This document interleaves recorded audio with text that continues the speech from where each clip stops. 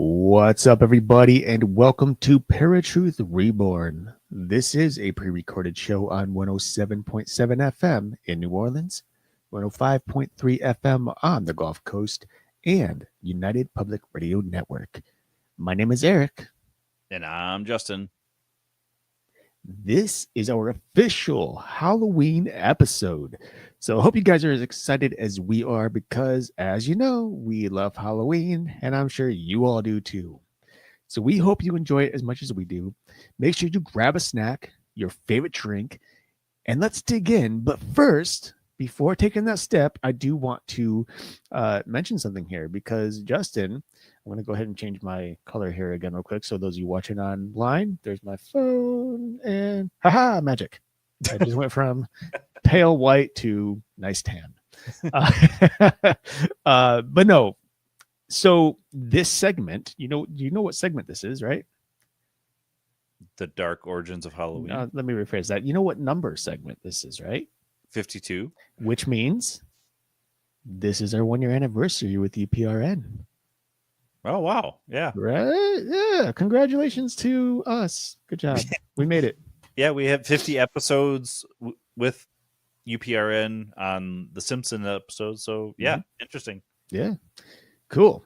I mean, I think it's pretty awesome that our 1-year episode would happen to drop on Halloween, or for our Halloween episode anyway. Right. As close to Halloween as we could get. Right. So let's chat a little bit about Halloween, shall we? So Halloween is one of the most popular holidays around the world. Now, there's really no question about that. Maybe second, honestly, only to Christmas. But do you know its dark origins? Today, we will be discussing Samhain, a Gaelic festival, the influence of the church on the holiday, medieval superstitions, and why we trick or treat. Now, we're starting with ancient Samhain because that's really where it originates from. We've discussed Samhain in the past, but what better way to understand part of the reason we celebrate Halloween than exploring some of its roots in the Samhain celebration? Right.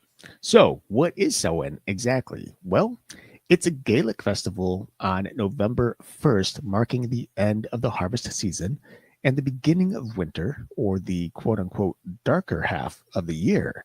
You even know what I mean. You call it the dark times anyway. I do call it the dark times, and not even for this reason. It is also the Irish and Scottish Gaelic name for November. Something I didn't know, actually. So celebrations begin on the evening of October 31st. And since the Gaelic day began and ended at sunset, now Samhain is believed to have Celtic pagan origins, and some Neolithic passage tombs in Great Britain and Ireland are alleged with the sunrise at the time of Samhain. As a festival for communing with the ancestors, however, it may predate the Celtic era. A number of stone circles and dolmens, including, for example, Avebury, exhibit a west-south-west alignment and the azimuth angle of the setting sun on October 31st. Now, it's believed that the veil between this reality and the afterlife is at its thinnest during this time of year.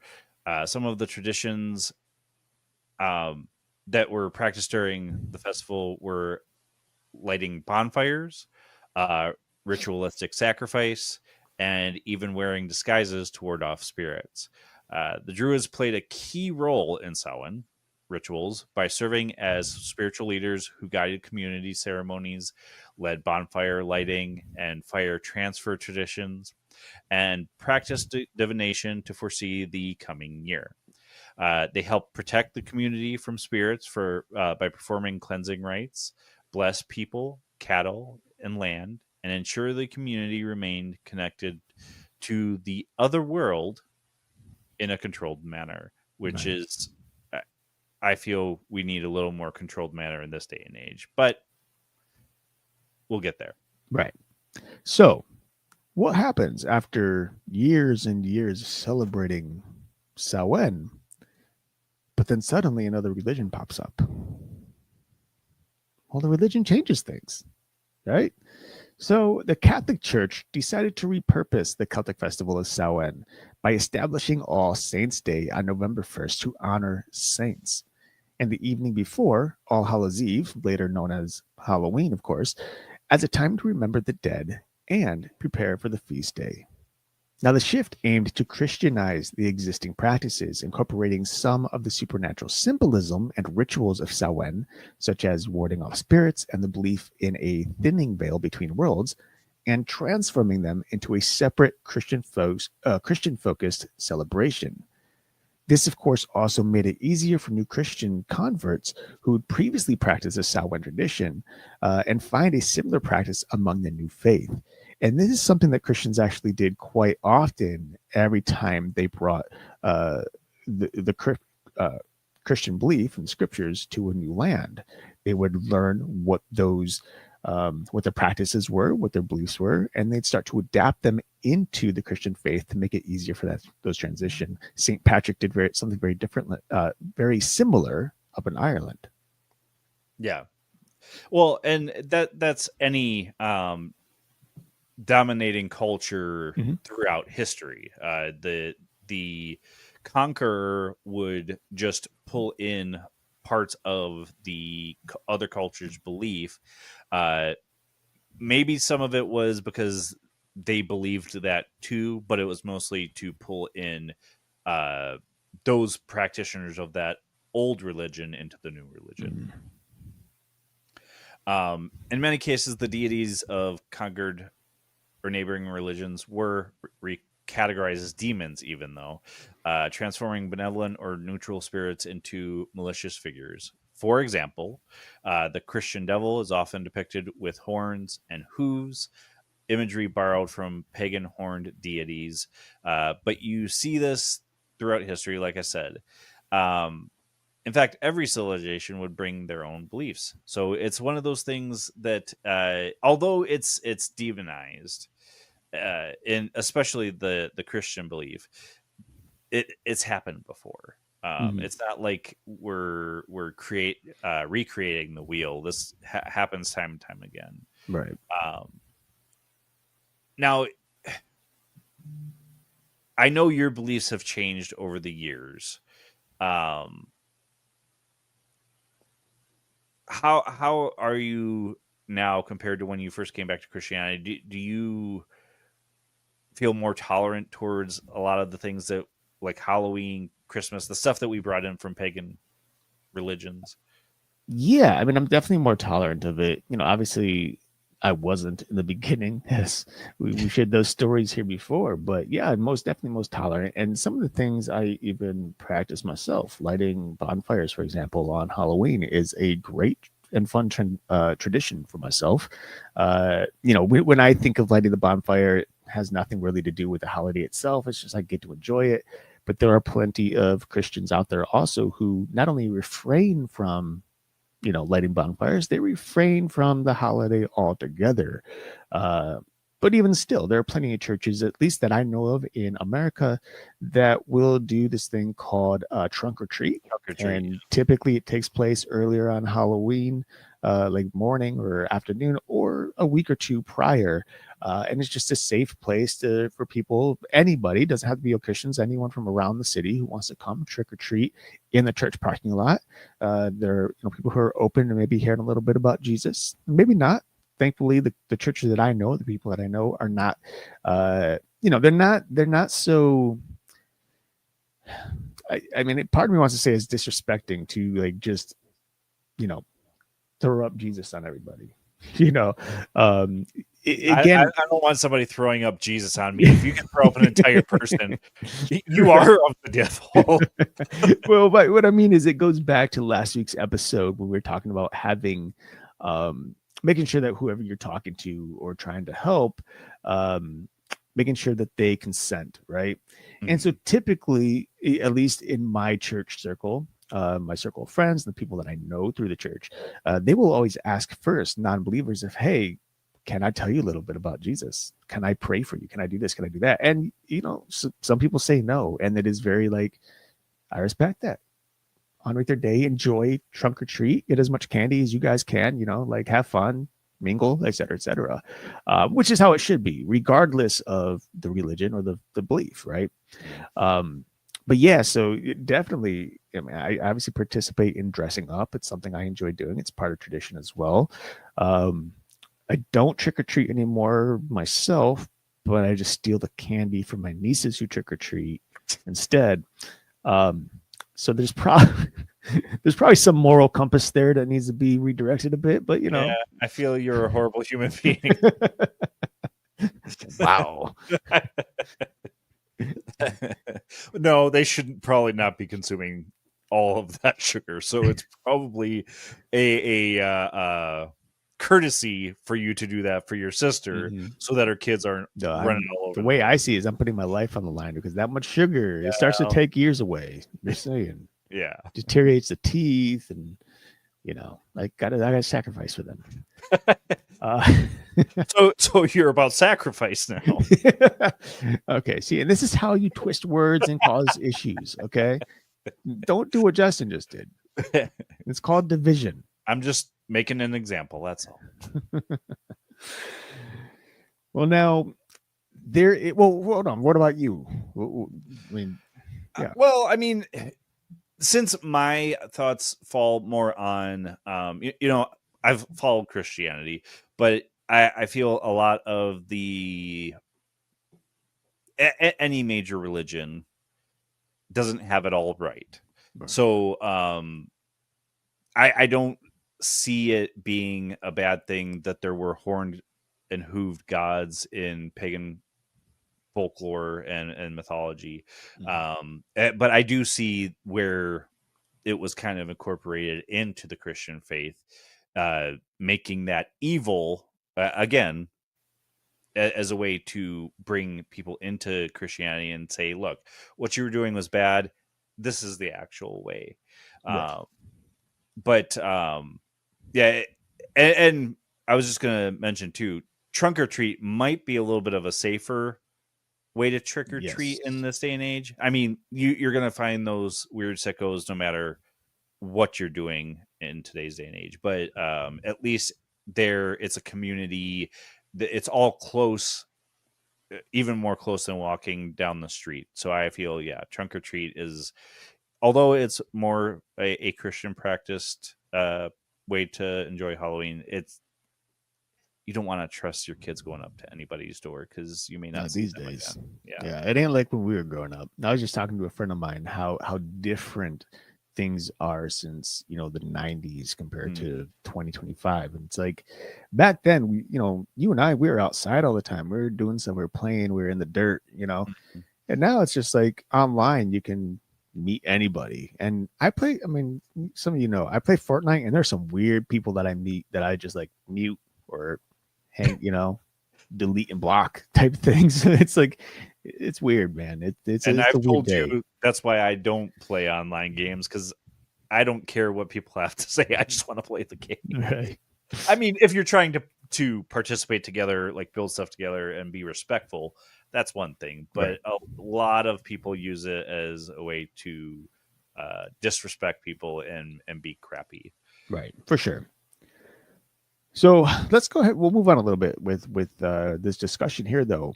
So next up is medieval superstition. Now, the rise of ghost stories and witch lore in medieval culture was profoundly shaped by the Catholic Church's evolving doctrines on the afterlife and demonic forces. Now, while folklore and magic existed for centuries, the late Middle Ages saw the the codification of these beliefs into a formalized Christian framework that helped trigger the widespread witch hunts of the early modern period.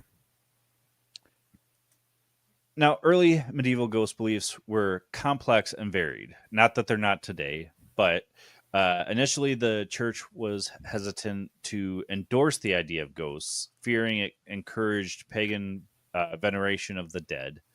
Some early Christian thinkers considered all apparitions to be demons in disguise, intent on deceiving the faithful. However, as belief in ghosts or revenants persisted, the church integrated these folk beliefs into its own theology. And Mhm. we've had an episode on this before in the past. It was actually a UK English tradition to tell ghost stories during Christmas, even. Right. Something else I just want to put out there is kind of like a fact check, if you will. There is nothing in the scripture that says ghosts and demons are one and the same. Now, I'm not going to sit here and say that there's a clear divide between the two either. However, we can take some references from scripture, at least one or two, and suggest that ghosts and demons are two very different entities and that both exist. Whether or not a ghost can exist on this plane, obviously we have some sort of proof, right? All of us who have been in the paranormal community, we've done paranormal research, investigations, you probably have found something, caught some sort of evidence. But again, that is something that can't be scientifically replicated in most cases. Therefore, we can't say proof it's a ghost, right? It's an Well, anomaly. I mean, same thing that we talked about a couple of weeks ago, the rapture. Right. There's no specific verbiage in the Bible that says we're going to be taken up into the heavens. That they call it rapture. There's just one specific text that people take as that's the rapture. Right. And whether or not when or where that rapture takes place, I mean, obviously we don't know the when. Jesus is very clear on that. But what the rapture exactly is and what it represents, who's taken, et cetera, that's really what's held up in the air right now. Yeah. But anyway, with that said, regarding ghosts, many of you know the story of Jesus walking on water. Whether you're a Christian or not, you probably know the story. And so there is a part of the story where Jesus is walking out on water, and Peter looks out and says, "Look, it's a ghost." And Jesus does not condemn him. He does not say ghosts are not real. He doesn't say, "No, you're thinking demons and I'm not one." He just says, basically, "Look, I am not a ghost. It is me, Jesus." And that's the end of it, which means that Jesus very clearly, I think, believed or knows that ghosts do exist to some extent. And the fact that Peter had thought he was a ghost and wasn't condemned for it could theoretically kind of give us purpose to believe that ghosts do exist and they are separate from demons. So there's a whole lot that goes into the theology behind ghosts, spirits, demons, entities, etc. And that's something we've talked a little bit a few weeks back about it, but that can go very much deeper into a whole new episode. But anyway, I just wanted to throw that out there because there are plenty of people who think that all spirits are demonic spirits, unless they're from heaven, or all ghosts are demons that are just portraying humanity in spirit form and trying to pretend to be something they're not and deceiving people. And I was one who thought that for a while until I started learning more about theology and understanding the Word of God more. Mm-hmm. Yeah. Well, and again, I've commended you a lot of times for you growing not just in your faith, but your understanding of the teachings that you follow and being more considerate of other people. Right.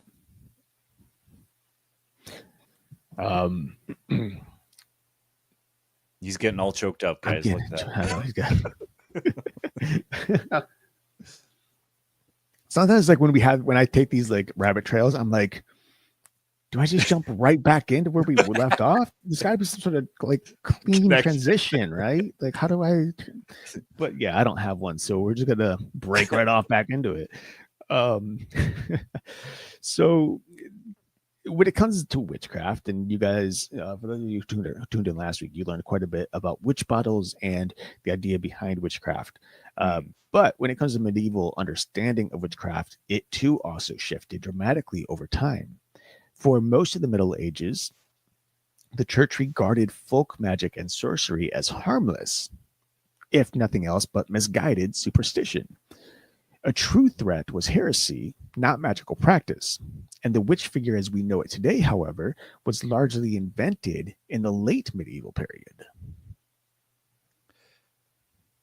Soul cakes were small, spiced cakes baked and distributed by wealthier families to the poor during All Souls Day, November 22nd, in exchange for November prayers. 2nd, not I'm sorry, 22nd. November 2nd. In exchange for prayers for the souls of the dead, representing an early form of trick or treating called souling. I mean, soul cakes, souling makes sense. Mhm. You're praying for the dead, for their souls. This practice evolved into guising, which children would dress up and perform songs or poems for treats, leading to the modern trick or treat custom, which further developed from those traditions rooted in Britain and Ireland. I say bring that back. Make these kids work for their candy, not just trick or treat. Right, 100%. Glad if that happens, I'm glad it's happening now and not during our time when we were out there trick or treating. So We'll just pick it outside everybody's home. Bring it back. Bring guising back. that's the thing. That's when Halloween goes political and kids are like on the doorstep. Make Halloween great again. Jeez. Oh, you just ruined our episode.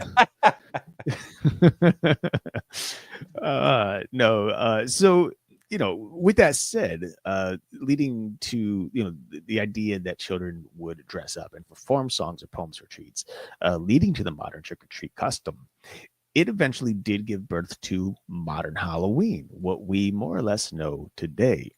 Now, Irish immigrants had brought the tradition of carving jack o' lanterns from root vegetables like turnips to America in the 19th century, but found pumpkins native to North America to be larger and more readily available. Of course, the easier to carve pumpkins quickly replaced turnips as the preferred choice, making the pumpkin the iconic symbol of Halloween jack o' lanterns today. Now, the origin of carving jack o' lanterns started to ward off evil spirits and were based on the Irish folktale of Stingy Jack, who basically tricked the devil one too many times, three in total to be exact. And instead of, taking Stingy Jack's soul into hell, and instead of God saying, "Come on up to heaven," because he was denied, God denied him going to heaven, the devil gave him a turnip with a coal inside so that Jack would wander the realms, the veil basically, for eternity, lone, cold, and indefinitely. Yeah, and we've done a couple episodes about Stingy Jack on ParaTruth Radio. So if you want to hear the full story of it, because we do read it on air, make sure you check out those episodes. Just Google ParaTruth Radio or type it in. Just type in ParaTruth. You'll find both shows. Yeah, you can click on our website and in our search bar, just hit Stingy Jack. Type Stingy Jack. You'll find it that way too. Yeah. And the interesting part is I had never heard of the story of Stingy Jack until we actually had done those episodes. It was just common practice, so I never questioned where did this come from. Right. I mean, but some of those episodes that we did were very early on as well, like in terms of our podcasting career. Right. Many of those. So we did like a lot of these episodes way back on Night Stalkers. Night Stalkers. That's all it was, right? What was the name? Yeah, Night Stalkers. Yeah, it wasn't Night Stalkers Radio. Oh, Paranormal Radio. Okay. So man, it's been so. My mind is starting to. That's how long it's been. Now it's just like, wait, what is that? Like what? But yeah, back then we were still learning a lot of this stuff, and I mean, we were learning a lot of this stuff strictly for the show. But yeah, what I find very interesting though is the Stingy Jack story in particular has always remained the same, but there have been very slight iterations of it throughout the last 15 years or so. Very minor changes, but changes nonetheless. And of course, we see that with most stories when it comes to the mythical and the magical in particular. And if you want to see a kind of continuation of the story of Stingy Jack, I wrote one that I'm going to be putting into a short story collection of my own. I'll let you guys know when that's out because I thought it was a really, really interesting one where Sinji Jack actually tricks somebody else to take on the curse. Hmm. And I loved that story. So, but back to what we're talking about here. Now, Mischief Night, or you may also know it as Devil's Night, which was first documented in the 1930s, is a night of pranks before Halloween, evolving from harmless fun to serious vandalism in some areas, but also prompting community programs like Angels Night. Modern Halloween traditions, including elaborate trick or treating, costume parties with themes and contests, spooky decorations, and themed events at museums and clubs. One thing I remember growing up is, again, I had never heard of Devil's Night until I saw the Mhm. movie The Crow, Mm. and the gangs were practicing Devil's Night to cause mayhem and destruction in the movie. But I had never heard the word Devil's Night until I watched that movie. Right. I feel like, like Mischief Night and Devil's Night. I mean, it makes sense. I mean, even to this day, there's a lot of mischief, right? Toilet papering people's properties, smashing pumpkins, et cetera, et cetera. I will say that I don't mind it so much that there have been some community programs that tried to revamp it to Angels Night and do something kind. Uh, I would prefer to see that rather than what it feels like it's going toward here in America, which is Purge Night. Um, so hopefully we don't see that. Yeah. Spooky decorations and themed events at museums. Obviously, there's plenty of that still happening today. There's a show that I watch every year called Halloween Wars. I love watching that show every Halloween. All the houses, well, most houses tend, I don't know, is it most? A lot of houses decorate for Halloween, exterior and interior. But I will say that it seems to be a dying breed. It's not as extravagant as it was when we were kids growing up. The streets were filled with people trick or treating. Every house had lights and decorations and scary events. Nowadays, you go out on Halloween night and it's silent. You see a handful of children walking, and that's about it. At least in my area, in Cleveland in particular. Oh, here too, and it kind of is almost reminiscent of the dark days of Mm-hmm. Halloween, so it is a little scary. Right, definitely. Now, in the 20th century, something crazy happened, right? This is probably the most important part of Halloween nowadays for any child, and myself, Yeah. who's also a child. Um, but that is that the candy companies capitalized on Halloween's rising popularity by aggressively marketing individually wrapped, mass produced sweets as a convenient and safe option for trick or treating. It was a post World War II economic boom. The lifting of sugar rationing and public fears over tampered treats cemented candy's central role in the holiday. Before the 1950s, trick or treaters typically received homemade items such as cakes, cookies, fruit, or nuts. And it's not the first time that we see um, candy companies or just companies in general capitalizing on holidays, Over a holiday, yeah. right? We see the same thing on Christmas with Coke and the drink, not the drug. Though the drug was in the drink for some time. Which I don't know what's wrong with me. I'm sorry. I don't know. These things pop into my mind and I just speak them. I shouldn't. Get us booted. But then also Valentine's Day is a very big commercial holiday for some lame reason. Well, and I love how it says a more convenient and safe option because when we were kids, and I'm sure it's probably still a something to look out today, but you would get the warning of have your parents check all of your candy or goodies because there might be razor blades in the candied My apples. parents did it. My parents Oh yeah, always went through our bags before we could eat anything. right. Yeah, I'm pretty sure mine did too. But it's like in the 1930s, and again, that was a completely different era compared to when we were growing up. So back then, it might have been a little more safe, and then it just took a downhill spiral Right. when we were born. Well, and then on top of that, you have to consider like the actual events in which there was something dangerous hidden within treats was probably pretty slim and very rare. But those very rare occasions kind of blew up. They hit, if they were in mass media today, the whole world would know about it and everyone would be checking in candy, right? Back then it was all word of mouth, the news, etc. So something like even just one time is enough to create widespread fear. And we all know how quickly fear likes to grip hold of a person, a community, an entire country, and so on and so forth. So, the fact that something that probably didn't happen very much still stemmed over into our childhood in the 90s, in which our parents are still checking our candy. Today, no one really looks at candy anymore. Like my sister does not check her nieces or my niece's candy as often. Like maybe just a couple things here or there, if it seems a little suspicious, but typically it's like, oh, it's fine, eat it. The fear's not there anymore. But that also has to do with the generation changing, I think.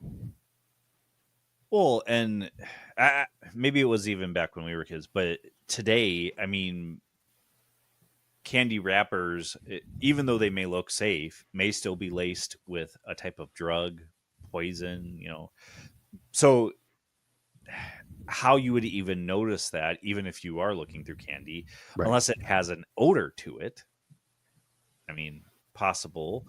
Yeah, it's a little hard to determine unless you see a hole, like you said, you don't detect tampering, so it's like, Right. it's probably okay. Now, do old Samhain beliefs still resonate today? Yes, of course they do. Many ancient beliefs and traditions associated with Samhain still resonate today, both in modern paganism and in the broader culture through contemporary Halloween celebrations. We've talked about it throughout the entire episode. The original themes of honoring the dead, marking the end of the harvest, and navigating the transition into winter continue to find expression, though in evolved forms. Like Erik mentioned, we've got the jack o' lantern instead of bonfires, candies instead of cakes and other sweet treats. So it's definitely evolved, but we're still practicing it without realizing we're practicing Samhain. Mm-hmm. For sure. I will say that there's nothing quite like sitting outside around a fire on Halloween night. It is For sure. literally, I mean, everyone knows Halloween's our favorite time of year, but it is literally my favorite time, like night of the year, just for the fact that I'm like, I think what's particularly special to me. And this isn't probably something that crosses most people's mind, but because of our community here, because of the show, I will often sit, around a fire on Halloween night and actually think about the origins of Samhain and think about the history and all the things that happened. And there's just something that is just literally, I guess, I wouldn't say literally, but it feels like the spirit of Halloween, right? Like the spirit of Christmas. It's just there in the air. It's thick with it. And it's not a bad feeling. Like for me, it's like something that I kind of like. I mean, lack of a better term, enjoy in the sense of the historical significance of it. Right. Yeah.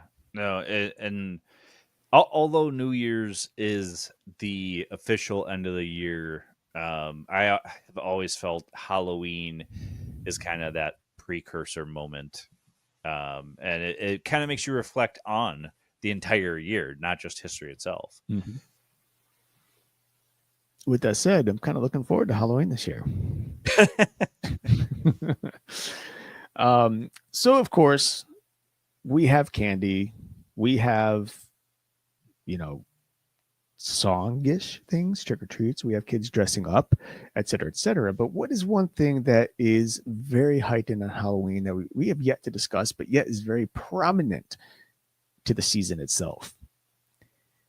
There have been reports of heightened paranormal activity around Halloween which stem from the cultural association of the holiday with ghosts and spirits, which creates a heightened expectation for the supernatural. And I think that's something very important to think about here, because every year there are uh, both professionals and amateurs alike who go out the week of Halloween and on Halloween to do paranormal investigations with the belief that they are going to actually see more things, encounter more spirits because of the thinning of the veil, right? Mhm. However, there is a very good chance that some of these events are actually increased due to psychological factors. The thinning of the veil between the living and the dead in folklore is one thing, but when you have your mind set on actually seeing something, there's a chance that your mind allows yourself to see it. Now, whether or not what you're seeing is real or fake, one can, you can only do so much. You can only believe so much, or see or learn, or whatever. If you catch it on film, on camera, on audio, that's one thing to help. But there is this general aspect where, because many people believe the veil is thinnest around Halloween, we just naturally see more things because we trick our minds into seeing more things. Right. Um, Now, with that said, the thinning of the veil between the living and the dead in folklore, and a shared fascination with fear and death, people's expectations and fear of ghosts can influence their perception of ambiguous events, making them more likely to interpret them as paranormal, even if they're not. And I'm one that kind of does that year round. Like, why is my cat looking at the corner of the house and there's nothing there? I Oh, start me too. talking to the thing, Yeah, right? Like, why 100%. you get out, whatever you are, get out of here. Which, by the way, um, I'll talk to you after this, but this is at this point a few weeks later, as of this recording. But last night, that is the night prior to this recording, I went and saw Good Boy. How many of y'all saw Good Boy in theater? Let us know. I'm curious. But for those of you who don't know, Good Boy is a horror movie that is fully through the perspective of a dog. Uh, and it was phenomenal. It was wonderful. And it was an independent film that took 3 years to film. And they used a dog who was not an actor. It was the director's own dog. And at the end of the movie, they actually do a little bit of a behind the scenes to show how they got the dog to act, which in reality was not the dog acting at all, which was really fun to watch. It was really fun to watch. Just the way they did it, and then you realize, uh, just based on how they edited things, like the dog had looked like he was scared. He looked very serious. He looked concerned, but in reality, he wasn't at all. When you take like the actual scene versus the take behind the scenes, it's like, here's something scary happening, in the movie, and this dog looks scared, but in reality, they're honking horns and making cute, funny noises to get the dog's reaction. And it's like, Oh, oh, and I forget the just something. I learned it about it in school. I forget the name of it, but it's basically, if you take someone with just a normal, like, blank expression on their face, right? And then you cut to a picture of a Christmas present, right?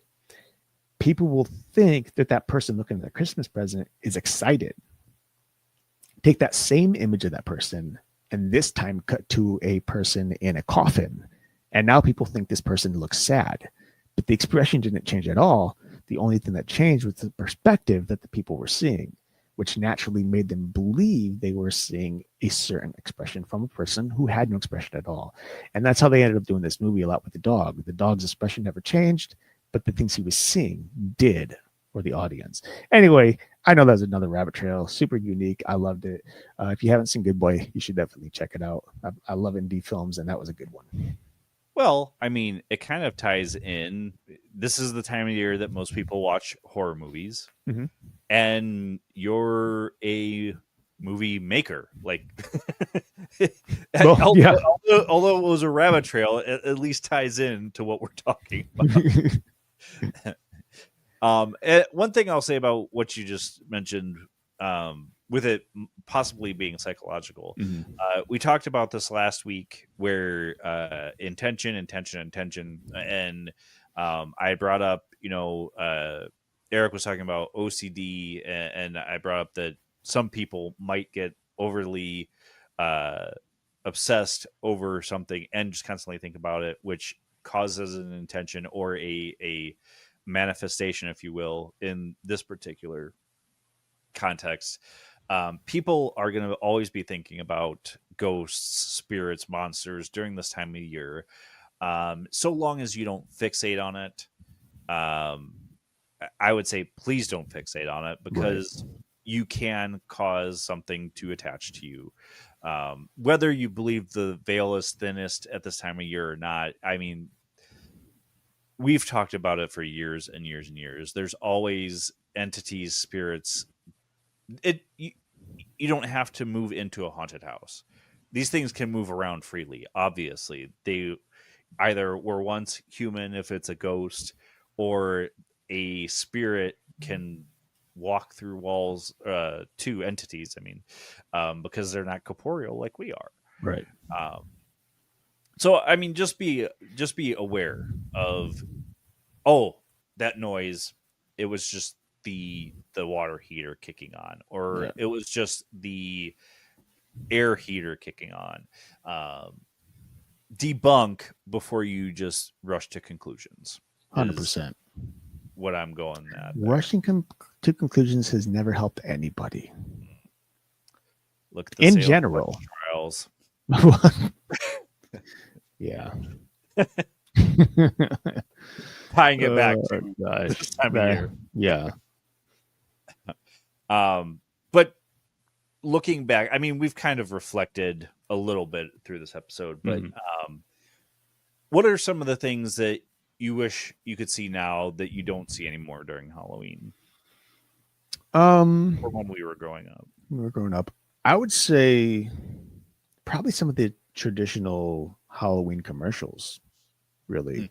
Like, maybe they do exist. How many people have regular TV anymore? Like cable? Not me. I've not seen cable God knows how long. Older generations still do, but but otherwise it's all like Netflix and anything that streams. So you don't see those type of commercials. Right. So that's something I definitely miss. On top of that, I think it's just the feeling has changed. Like I used to wake up, be excited to get dressed, wear my costume all day at school, come home, do whatever I got to do before I get to go trick or treating. It was exciting. And that excitement really kind of left, I think, for me and probably for a lot of people in their 30s and 40s or higher. So that is something that I definitely wish would come back. Just the nostalgia would come back more prominently than there already is. I mean, I'm sure you can find a lot of those old commercials on YouTube. It ain't the same. It ain't the same, man. I don't want it to find them. I want them to find me. Well, I personally don't pay extra to have commercials cut out of my streaming, so I will actually still see commercials on some of my streaming platforms. Maybe find the ones that are not the extra paid where you can skip commercials, and you'll see some. Yeah, maybe. But no, I think other than that is just seeing more people actually trick or treating. Enjoying the holiday for what it is modernly. A night to go out, have some fun, get some candy. And honestly, modern days, no one cares if you're 30 years old and getting candy. To be honest, there'll be words said. I know that for a fact, but it's usually, aren't you a little old to be trick-or-treating? Yeah, well, sometimes it's not even to them. It's just behind their back. Like, that person was like definitely 40. Why are they taking this candy? And I know that from experience. I didn't say that, but I know individuals who have said I remember as a high schooler going around and people would get upset that we were still trick-or-treating. It's like, I'm not 18 yet. Like, let me enjoy it while I still can. Yeah. I don't know, man. It's just like, I recall, like nowadays, like you wake up Halloween morning, it's like, man, it's another day that happens to be Halloween. But when we were kids, you wake up and the whole atmosphere changed. You woke up into a whole new world the morning of Halloween. It's like, dude, it's Halloween. It's the day, not another day, And maybe it's just me. Maybe I just kind of lost that over time. But I feel like a lot of people could probably meet me on that. Yeah, and I'm sure it was stressful for our parents during that time because it's like, we got to get these kids dressed. And especially as time went on, you could dress up to go to school. So you were not just dressing up in the evening, you were dressing up to go to school. But with that said, if you're done, I don't want to cut you off, even though I did. No, that was just my main point. Is it could still be stressful? Well, yeah, for sure. Thinking back, what was your favorite costume you've ever worn for Halloween?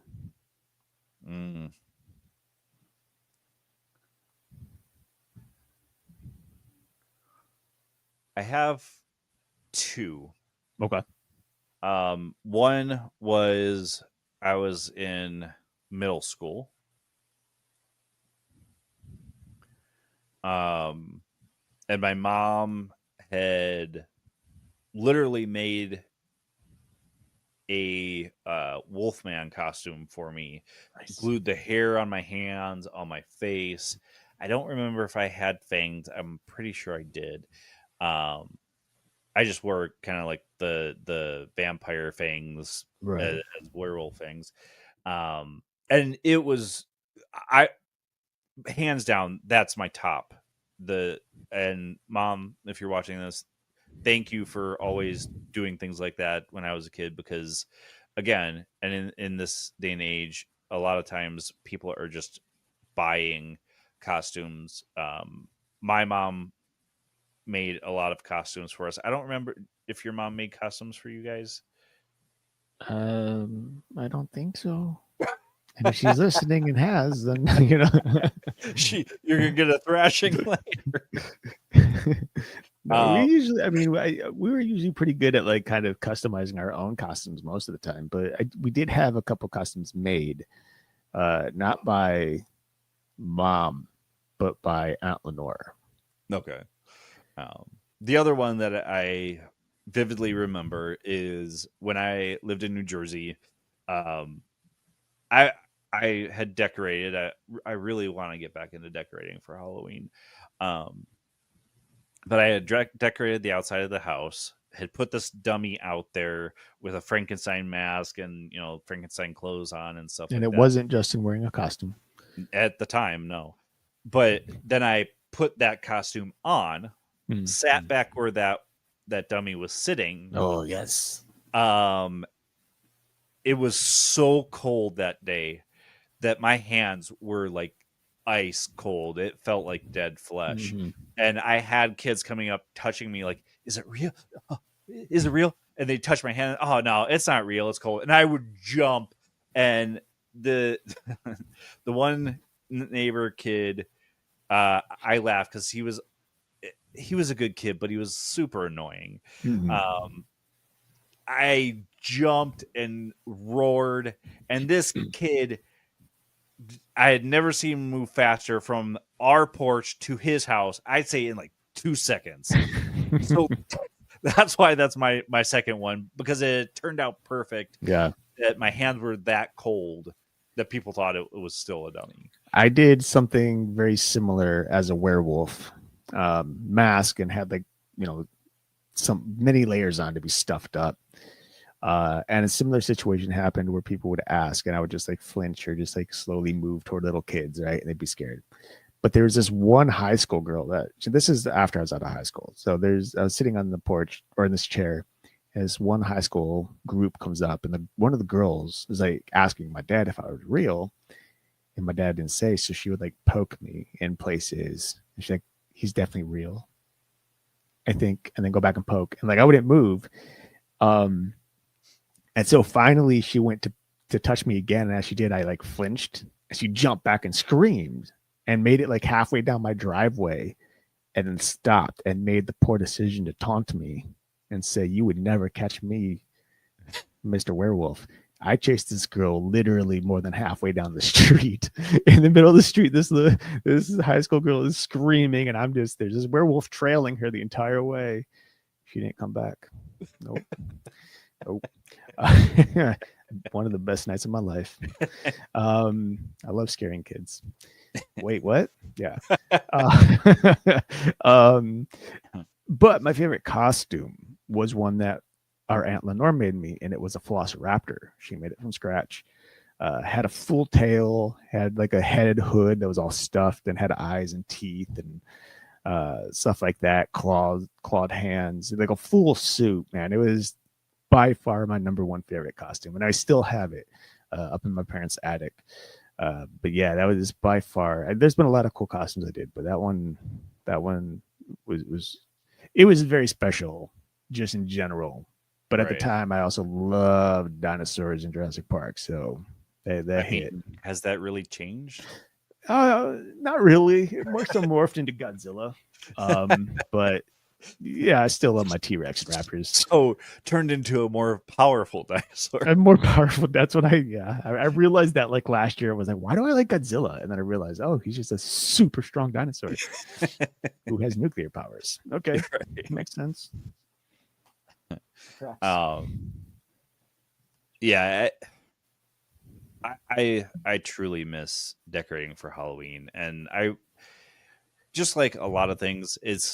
I just got to make myself to have the time to do it. Right. It's one of those things that's still really important to me today.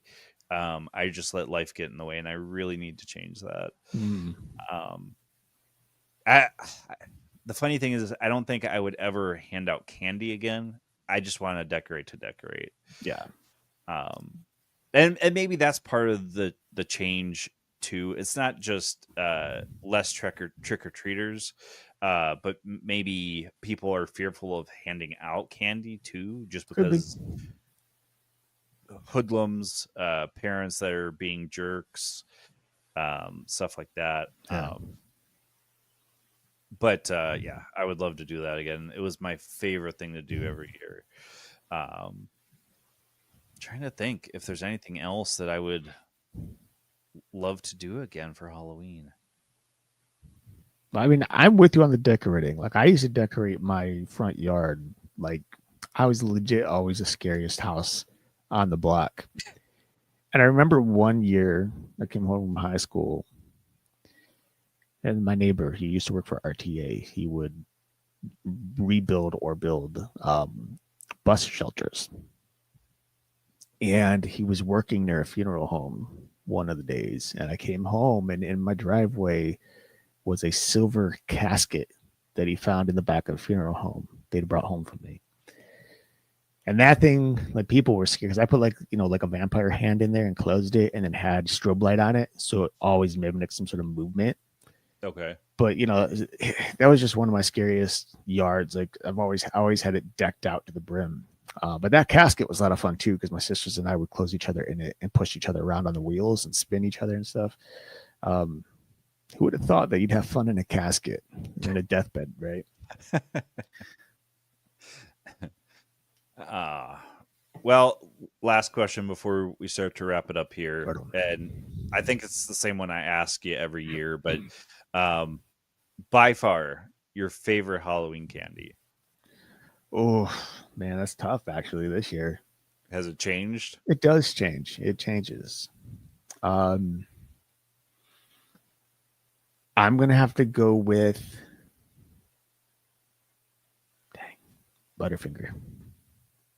I'll go Butterfinger this year for sure. It has changed over the years because it used to be Twix, then it turned into Three Musketeer, the Milky Way. But Butterfinger has been pretty strong last. It's always chocolate for Halloween. Like I love fruity candy more than chocolate, but for Halloween there's something just Reese's, Kit Kat, Milky Ways, Three Musketeer, Butterfingers. Those are like staples, right. for Halloween. Right. I mean, by far my favorite candy bar. It has not changed over as long as I remember eating candy, and that's a Kit Kat. Right on. But after meeting Shelly, candy corn has become a second for Halloween at least. And I mean, you guys can judge me for that. That's fine. I personally like candy corn. I never used to, but I enjoy it. Oh, and maybe it's, taste buds change over time too. Yeah. Cause when I was younger, I hated candy corn. I'm like, get this out of here. It's nothing but flavored wax to me. Right. Which it's not. It's confectioner sugar, but right. still. Um, but yeah, candy corn by far is on the top for me. Right. Um, so we would love to hear your guys's reflections. What is your favorite Halloween costume that you've worn, either while you were growing up or as an adult? Favorite Halloween candy, favorite Halloween activity. One I don't think I've ever done is bobbing for apples, mostly I, because I'm afraid of drowning. So, that's fair. That's fair. I mean, heaven forbid you drown in a bucket of apples. That'd hey, be, I mean, somebody could just randomly be a jerk and try to hold my head yeah. underwater. And then you could drown and choke at the same time. Exactly. Wild. Um, but yeah, tell us in the comments or email us. Send us a voicemail on our website.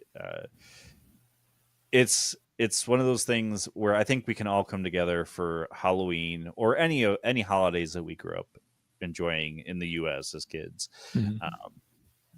So just a kind of a quick recap. Halloween kind of started because of the practice of Samhain. The reason it's dark origins is because back then we mentioned ritual sacrifice. There were times that was human sacrifice during the time of the Celtic religions and Gaelic religions, or practices. Mhm. But there was animal sacrifice as well, which in today's day and age could be considered dark because we don't do animal sacrifice either anymore. Well, most of us don't. Fair enough. But yeah, I mean, it changed from something from a pagan tradition or religious rite to what we know today. And it's one of those things that you want to remember history because it's important, mostly so that way we don't repeat it. Right. But next week we're going to be talking to Shonda Parkinson about her book, The Book of Ritual Baths. And I'm going to love this one because that's actually where I meditate the most, is in the bath or shower too. But a common practice for me over the past several years is a salt bath. So this will be kind of an interesting one. Make sure you like, share, subscribe. No matter where you watch, listen, get in on the conversation. Let us know what you guys think. Without you guys, we don't have a show. So I really would love to see some more engagement from you all, just because it helps us as a podcast. Not just that we're getting engagement, but we love to chit chat. So, again, this has been a pre-recorded show on 107.7 FM New Orleans, 105.3 FM on the Gulf Coast, and United Public Radio Network. Check out all the great shows that we have on there. I will say happy Halloween to all of you. Enjoy the spooky season. Don't get caught up on all of the horrible things that can happen, because if you get caught up on that, somehow it may possibly do so. Be happy, be fruitful, be safe during this time of year. But until next week, where you'll find us same time, same channel. My name is Justin. And I'm Erik. Peace and happy Halloween.